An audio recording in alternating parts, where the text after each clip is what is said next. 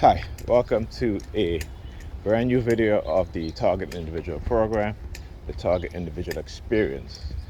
So this morning, I had a text from Pam saying that Ethan is still home. She left him home again today because something's wrong with his eyes. He damaged his eyes. Well, not his eyes, but his eyelid. It's a little swollen. When I looked yesterday, I saw that he had not but a scratch on the corner of his eyes, not the inside, but the outside. And I said, you must have scratched yourself or something scratched you, and so his eyes are swollen. So she couldn't even call me. She texted me. I'm like, I'm sleeping. I'm not going to get a text. If you text me, you can call me.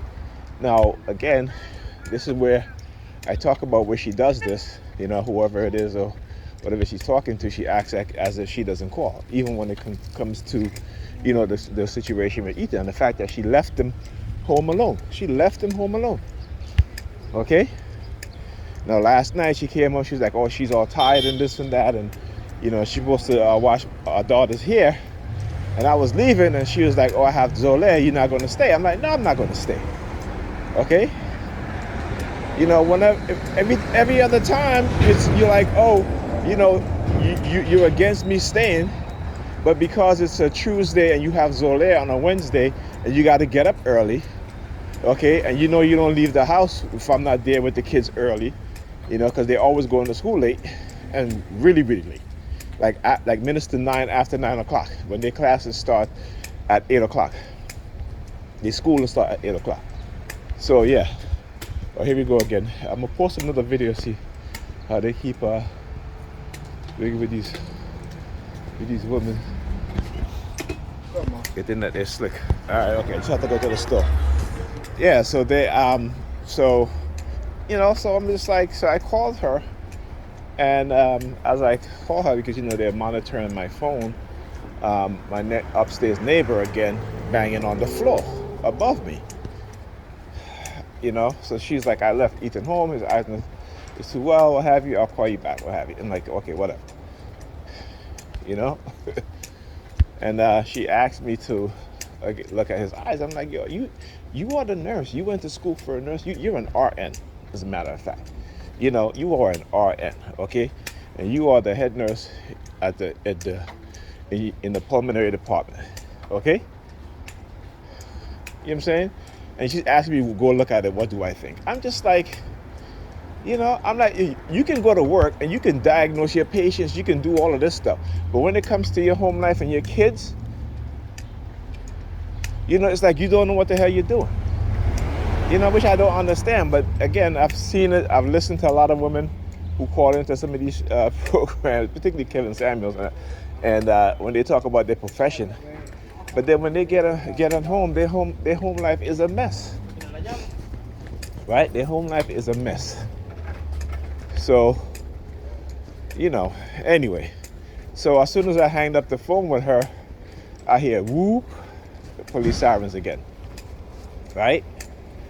And this is what they do. You know what I'm saying? This is what these people do. They can, particularly when those within the positions of authority, we're talking about a corruption. We're talking about abuse of power. All right, that's what we're talking about here. Abuses of power, right? Particularly in law enforcement, we see this all the time. And like I said, I'm not about to let these motherfuckers get away with what they did to me, you as a TI, and anybody else. You know what I'm saying? And what I've said is, I said this a long time ago, that there are those within who are in law enforcement, the military, what have you, and they're highly indoctrinated with religion, okay? And they create their own gangs, yes, gangs or cults, destructive cults, okay?